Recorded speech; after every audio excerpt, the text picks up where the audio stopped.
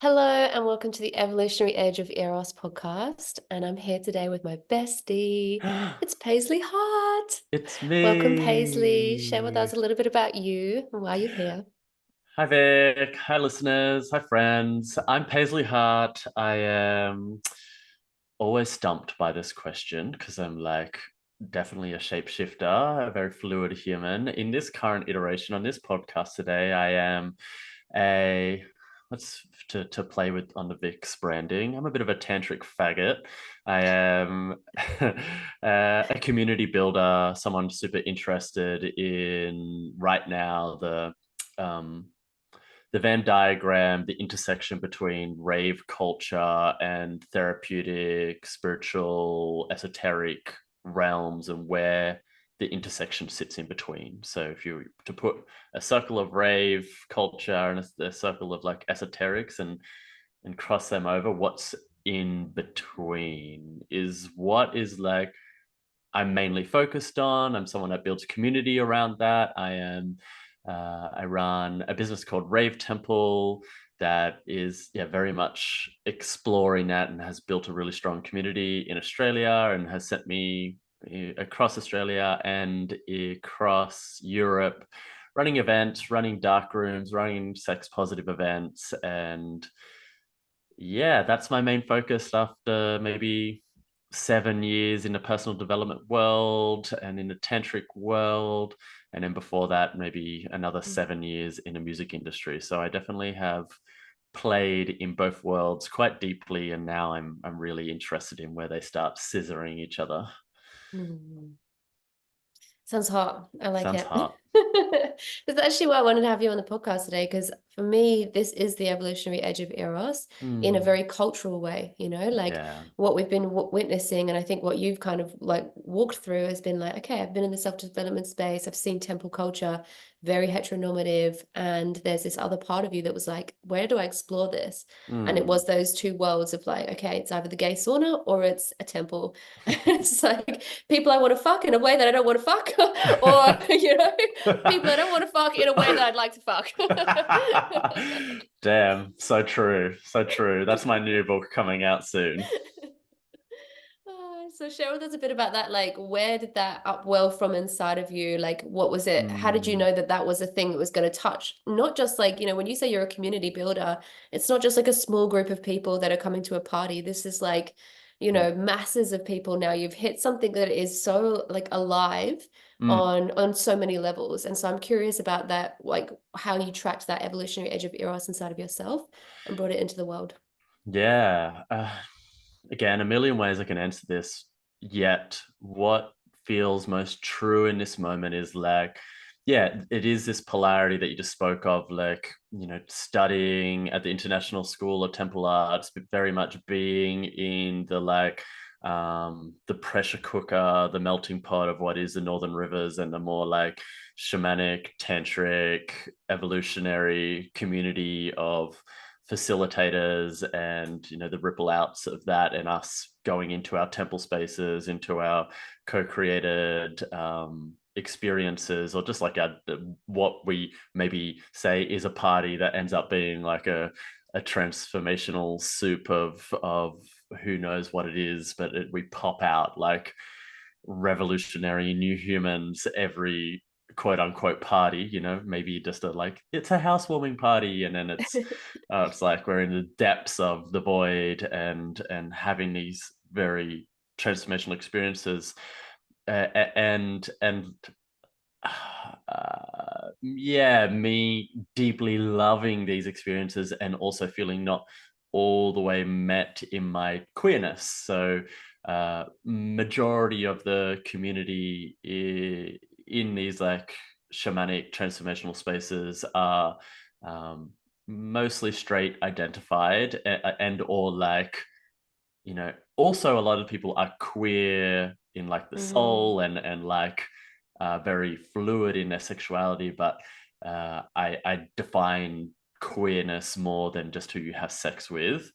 And there's a certain culture that comes with queerness. So felt like I was missing that. I was like, yeah, did I have sex with some of the guys and have beautiful experiences and like have with maybe more cis women experiences, something that was touching on queerness, but there was something that I wanted the full life embodiment rather than it being in the temples and then going back out into life and everyone sort of drops a bit more into the heteronormative.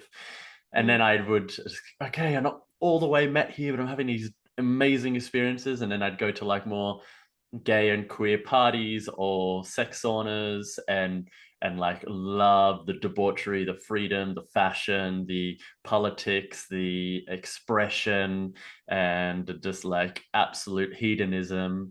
But I was missing like the deep intimacy and meeting, a vulnerability and a cracking open and a transformation that can come with the tantric spaces. So it was like, oh, here's these both these fucking spaces that aren't fully meeting. So then up in the Northern Rivers, when I was living up there, I started running a weekly thing called Queer Temple with this like premise of gathering people and at the beginning and ending, like really throwing it into what we would call the cauldron, into the center. Like, what is Queer Temple? Like, why even name it that? Like, what is that exploration? We just go into themes and explore that. And in that, it was mostly straight identifying friends coming with the idea of like, oh, okay, Paisley's creating this permission to explore a bit more queerness, which is amazing. But a lot of the queer folks that I knew up in the Northern Rivers, it's still too scary, like these things that we do, we've spoken very lightly on the podcast so far, is like, we do some pretty out there shit, and you gotta like have been willing to face a lot of trauma, vulnerability, intimacy, and queer folks. For queer folks, we have such a long lineage and ancestry and history of trauma and then raised in trauma that there's so much more of a backlog. So wanting to go face that, and especially coming to like a queer temple and like playing with me, sort of coming into an advanced mode. So I understood that it wasn't like, oh yeah, fuck yeah, I'll come face my demons and crack open to life force. Love that. It was more the people that are a bit more advanced in that that'll be like, I'll come face my queerness instead of I'll come face the temple. So then when I moved down here, I'm living in Sydney now, living on Gadigal land, is like I I knew what I was coming down here to receive. I still was like not all the way embedded in the queer scene and the parties and the culture. I knew I had a lot more to learn and absorb here. And I was like, okay, what am I going to give back to the community? And I was like, oh, I can run Queer Temple. And then I thought about it a bit more and I'm like, it'll be the same thing. It'll be, a handful of people rather than hitting the masses. And then the culture and the affirmation that started to land in me is like, how do I meet the people where they're at? Okay, how do I meet the community, the queer community, where they're at? And I'm like, well, where are they at? And I was like, well, they're at the parties, they're at the raves, they're in the dark room. I'm like, okay, I can bring that the temple culture to those spaces. So that's what sort of bloomed into rave temple. Like really was like, okay, well then how do I meet those spaces? How do I integrate temple art into the rave spaces? So I started ritualizing techno and like dancing and community in like and like one of the a massive taboos, like if you did drugs in a lot of temple spaces, it's like so faux pas. So like how dare you like break the cauldron, and it is important to have sober spaces, but again, like for a lot of people, drugs crack them open and allow them to do things that maybe they previously wouldn't do. And, that's why something like MDMA therapy is so transformational. You can just touch spots that you previously couldn't. So it's like, okay, like I feel like I can hold that space, of bringing in breath, sound, touch, movement, ritual, yoga, like erotic connection, temple arts into the rave space while people do drugs. And yeah, that slowly evolved, and then I started hitting way more numbers than what I was doing with Queer Temple, but it was still quite an edge. Like Rave Temple in that like edition is still quite edgy, and Mm. still the people that I was hitting most was the people from the like tantric community that were feeling a bit like ecstatic dance is hitting a certain stage, but like at ecstatic dance you can't like blow yourself open with sound and sex and like body positivity and altered states. There is ecstatic, and which is beautiful, but a lot of people wanted to go further. So it was hitting like a 50-50 tantric queer community, but I was like, all right, there's another frontier that I can go into, and got to eventually get into saunas. So, for those who are listening that aren't a part of the queer community, there is sex on premise saunas all across the world, and they are this like huge space that is like, imagine something like maybe a brothel. Where there's like lots and lots of private rooms across the whole space, but there's also spas, saunas, steam rooms, locker rooms, like glory holes, all are like porn over different parts of it, like open showers, douching rooms, blah blah blah. Where it's this very sex forward, sex positive, and they're venues that hold up to like 300 to 400 people. And I've started running the very first in Australia, all gendered queer parties. And yeah, like I just, that was like one of the most incredible manifestations in my life, because of it's like I get the best of both fucking worlds. And when it comes to the spectrum of rave temple and this philosophy that I'm just speaking to, I would say this one is more on the rave side than temple. Maybe it's like 70% rave, 30% temple. And that, I feel like I finally hit the like meeting the community where they're at, and installing new philosophy, new cultures. And it very much is around the like boundaries and consent, but there is also like this incredible surge of tantric energy moving through the space. There is like it is a movie. It is very much cracking open into queer spirit and queer tantric arts, but it's still in its earlier stages, yet it's now moved like a virus, like these. Mm. I'm selling out venues across Australia, and building massive community through that, which is opening new conversations and new spirit within the queer community, which I just couldn't have asked for something more fucking on point through this Mm. manifestation. I fucking love that. There's so much that I'm curious if this is actually hitting it for you now. Like you said, it's 70% rave and then Mhm. 30% temple. Is that where you want it? Or do you want to keep moving this Yeah, percentage? I do want to keep moving the needle. Like so my idea is like I want to keep running these sauna parties for as long as they're alive, and eventually I will move into running a few more of these rave temple, more that the model that I was speaking about earlier. Now that I've casted the net wider and have built trust with so many more people, Mm. that I think previously for a lot of the community, they're like, oh, I don't know what that's going to be like. Can I really trust this model? Where now they've been to a whole bunch of my events where they're like, wow, I've had extremely transformational experiences.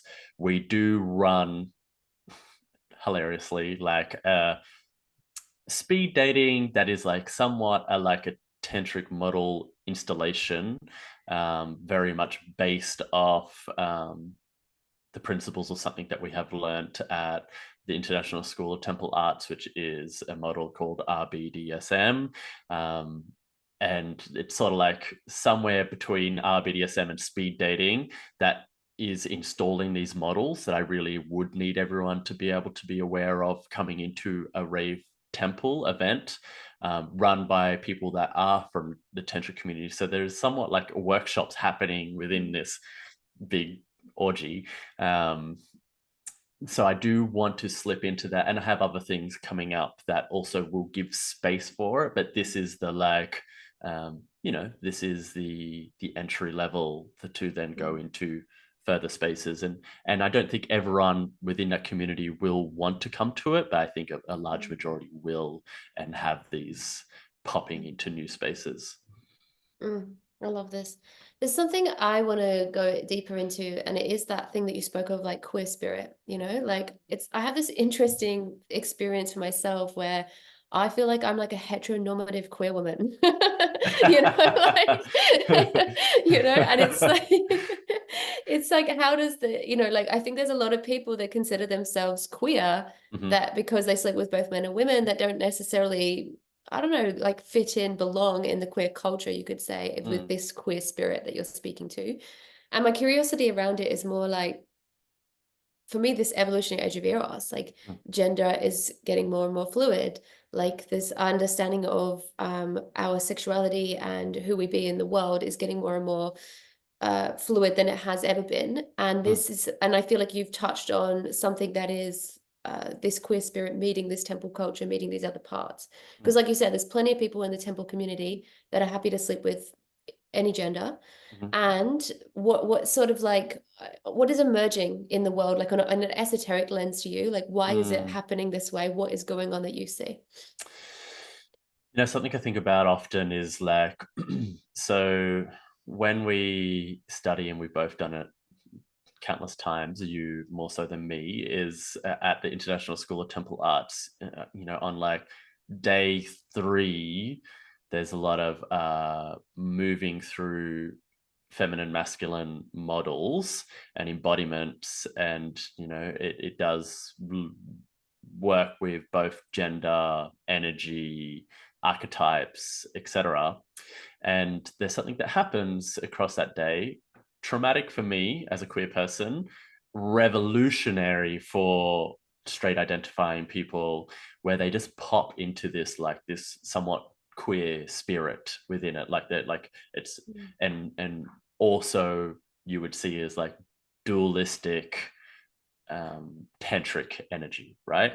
And I have this belief that like in the queer community, especially for non-binary or trans folk, there is like this level of tantric embodiment that is there because of they have collapsed a lot of gender polarities and energetic polarities, different embodiments compared to what would happen in more the mystery school and temple spaces. But there is something very resonant with that, both these like frequencies.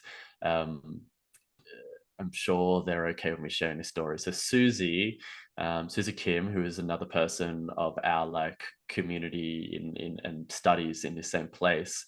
I remember like they came to the first sauna party. They came to the first rave temple, but they came to the first sauna party. And I remember like afterwards her going to me like, "Oh wow, like I thought I was forever only going to be able to sleep with people or connect with people from the tantra community, but I realized that last night, like that frequency was pulsing through the space. And I didn't know queer people had that same fluid, open, able to meet like the moment of dualistic play, that yeah, I just see that there's the same thing happening, but there's such there is a big difference, but there is also so much similarity that I do believe like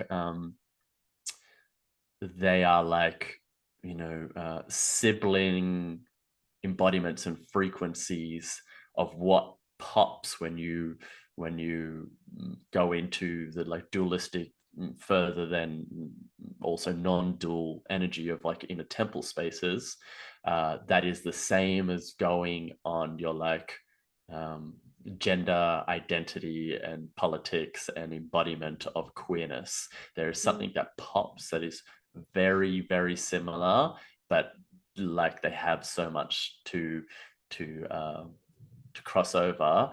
And like you know, our one of our mentors, won't say their name because I know they're a bit iffy about it, is like said to me one time, or asked me, like, do you believe, and they had been sitting with like non-binary folks, are like people that have transcended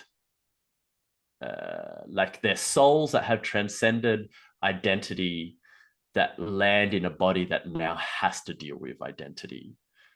Like that they are people that have gone past the Interesting. like gender stuff, that a lot of the stuff that we work with, but then land in a body that's like, hey, what? I've already processed this in a different lifetime. Now I'm here and I fucking have to deal with this world. What's going on? You know, and that's why there's so much pain and confusion and trauma within non-binary and trans, you know, human identity. So I guess then you feel like perhaps it's always been there.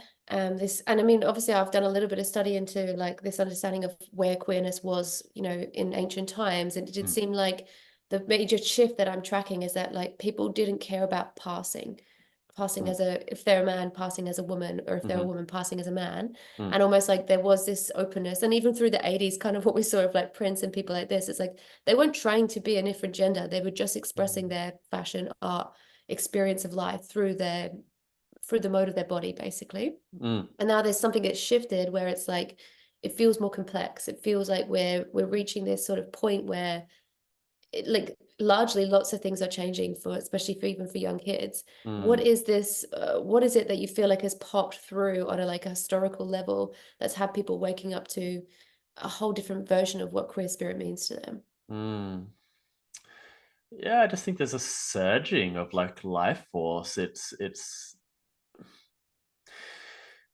you know, like usually humans that are of minority or oppression usually have the most life force in the world, you know, like there's, you know, from feminism to like black power to like it's just like there's always this like upwelling of huge like masses of life force and eros coming through, and that's why you've seen so much of it through the like the waves of feminism, and why that grew, and that was at the forefront of like culture for such a long time. And now, you know, not that everything is like it's still a patriarchal world, but we see, you know, just like again you spoke about earlier in the podcast of like you had this a massive awakening, and then you're like, fuck, I'm taking on the tantric witch, this is so edgy, and then you took it on, you're like, oh, there's so many of us around, you know.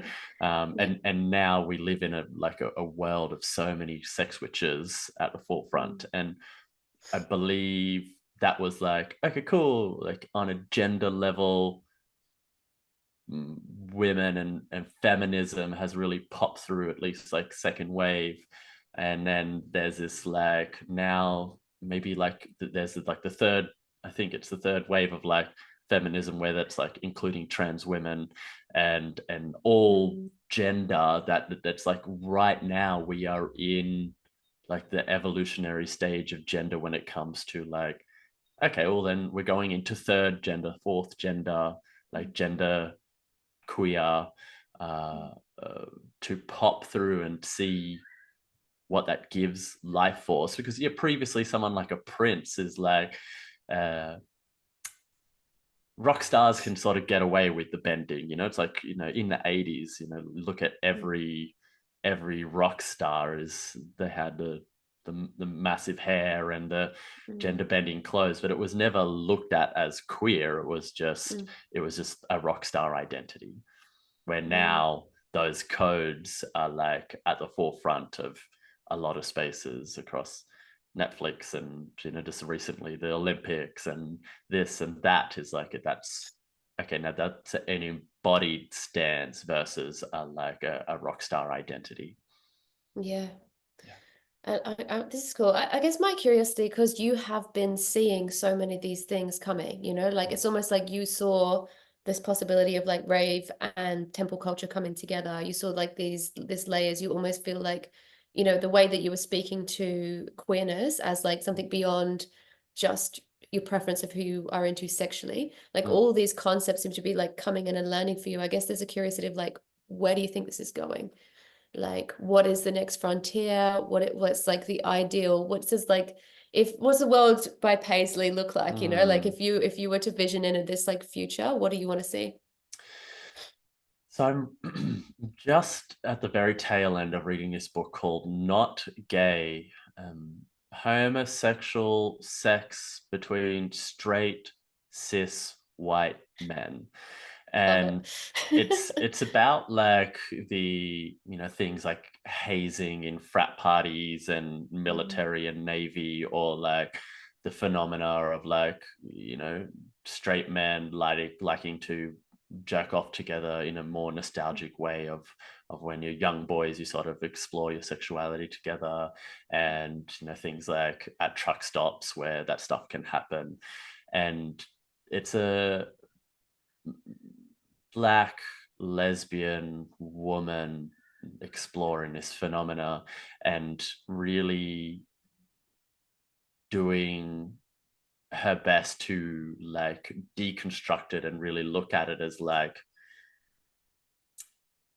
where is that fluid space between where, yeah, these heterosexual men can have these quote unquote homosexual experiences without them ever having to be homosexual. And mm, this is something that we've just been touching on in temple and tantric spaces. uh, like this sounds a bit egotistical, but I'm sure you can somewhat attest to it, is like in these temple spaces, so many straight men flock towards me because they're like, mm, because I can hold a bit of the like pillars of like permission and are not like all the way just gay, or I I mm, I I relate to a lot of these humans and have a decent embodiment, that they like, okay, I want to explore this.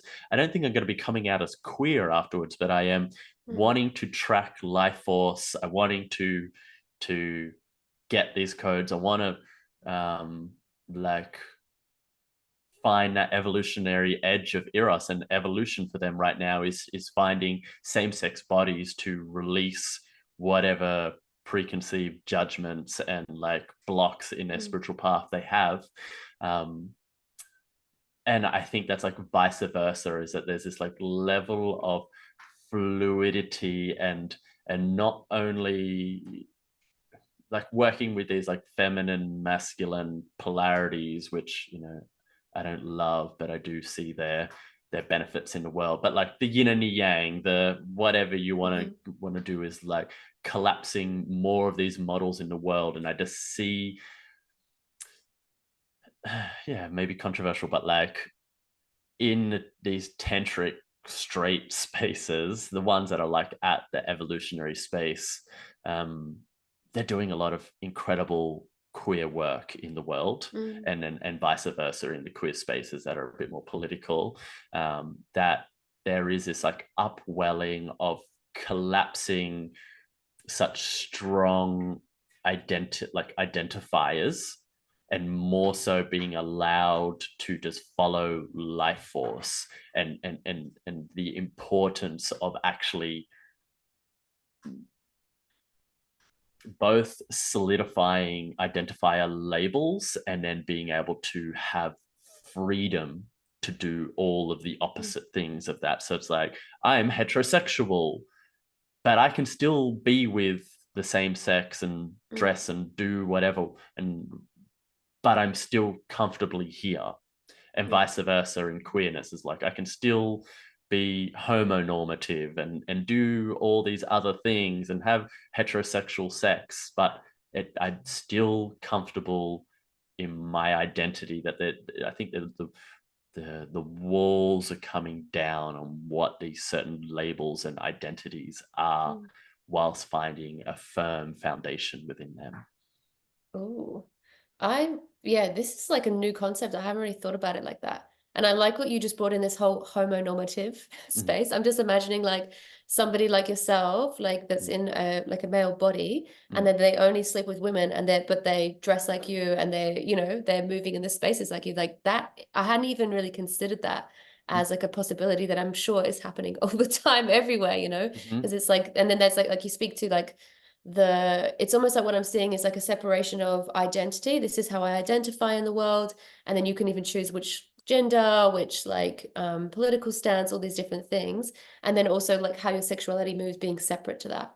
And mm, that just being, and also like that creating more space for fluidity inside of that. And perhaps what we're seeing with all these kind of breaking down of all these pieces is like less identification with this understanding that we need to be fit into any kind of mold or stereotype to hold an archetype. mm, Like something for me that's like obviously very interesting and funny for me is like holding the archetype of wife, mm, and all the things that come with that, and how much I will just like throw myself into the stereotype of that to find like what is actually going to stick, and like that's kind mm. of part of one of the ways that I play with these archetypes and like run with these almost as like a kink, is this like, well, what part of this works? Because anytime that I'm pushing something away and going, well, I'm not that, it's Mm. like I don't actually get like the fullness of the archetype. It's like I Yeah, don't, it's like, and I want to know the archetype. It's yeah. like I've chosen this on some level. So, like, what does that mean for me to really embrace that and go into that stereotype? And Mm, almost what I'm seeing in the future is like there's less and less stereotypes, because it doesn't, like, you don't have to be any of these things to be a wife or a gay person or a heteronormative or homonormative, like all these things. It doesn't actually mm. mean, yeah. And I think like what you're saying is like what maybe the prioritizing of that comes beyond all those identity layers is life force. And Yeah. that for me is, I mean, it sounds like we're on the same track of like what would be possible if people were meeting their evolutionary edge beyond Mm. whatever paradigm they're trying to live in. Yeah, I think it's, like one of my favorite things, again, like drawing these parallels between like people being in the tantric spiritual personal development world and people being in the queer world is like there's a forever questioning beliefs and like forever questioning the way you're interacting with something. So for instance, like right then is like, okay, like I'm a wife. Now I've got to do XYZ. Oh wait, do I? Oh wait, do I? Mm, Oh wait, do I? mm, Oh wait, do I? And then and or like even the like, well, I'm a wife, but I'm never gonna like do this wife mm, role. Or why have you already decided that? Actually, when I mm. did it, it felt quite good to just be full wife, like Yeah. be trad wife, be whatever, and then Mm, same with queerness, like sometimes from like me questioning my maleness to me questioning my non-binariness is like every day it's shifting. nice. And like even in recent times I just voice messaged you about this the other day, is like you know for a while I was the conduit, the doula, the DACA in the temple spaces for the straight men that wanted to be initiated into their queerness.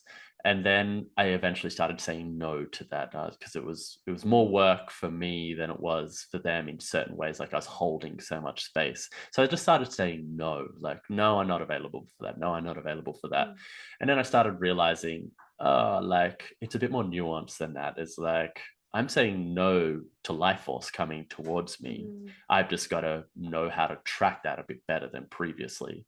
And for a long time within my queerness, I started saying no to having sex and or like eros running with straight cis women because I had just done so much of it and had mm, so many transformational experiences, but also like I wanted to say no to that to then open up other doors.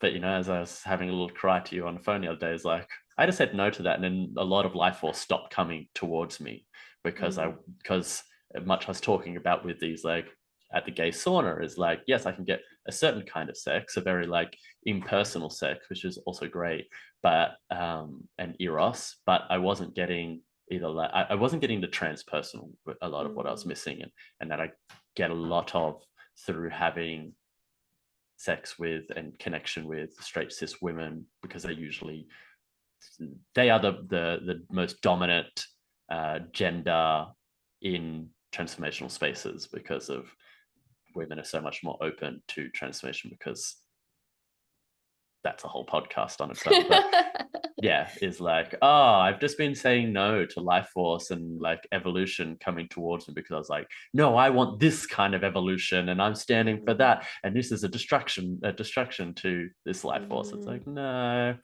it's not that black and white. Yeah, I like it. Very cool. Okay. Maybe you just want to share with us a little bit about what's coming up, like what's on the agenda of like when's the next temple, what's it going to look like, and where can we find you?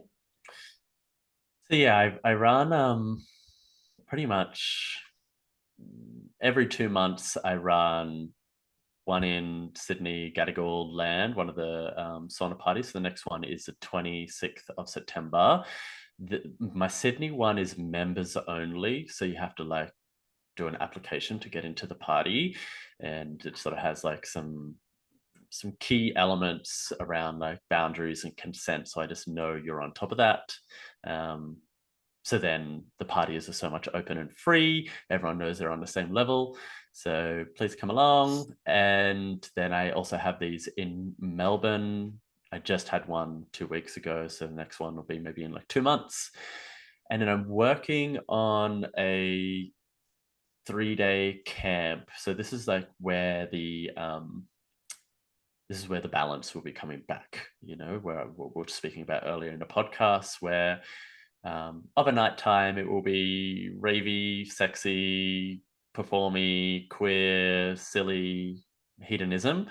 But then during the day we're going to be going more into the temple, more into the like tracking life force, installing tools, having temple experiences, etc., to like start balancing that out. So then who knows what we can do from that.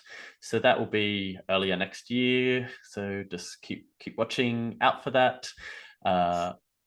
What else is coming? I have a book coming called Devotion on the Dance Floor that is more like writing down all of the like the philosophy and the principles and this like embodiment of this rave temple philosophy. If you're like someone that is a bit more like, I love the idea of the party, too confronting, read the book, and then you will get the principles and maybe feel more open. And that's all for now. That's what I have coming up. That's it. I'm not doing anything, just a few small things. There is other things, but I don't want to bore you with all these topics. But yeah, that's what I have coming up, and I'm really excited to get these out into the world. But yeah, follow me on what's my Instagram? It's at Paisley Hart _ on Instagram, or rave.temple on Instagram. There is, our website is www.ravetemple.com or hellopaisleyhart.com. Yeah, follow us on all the things. We have so many more pieces that you can connect with from there. There's lots of education, dating, parties, workshops, all the things that you want in the spaces of queer and temple. You'll find it. Amazing. Thank you so much. Thanks for coming on. I love you. Love you. Thank you for having me. Bye.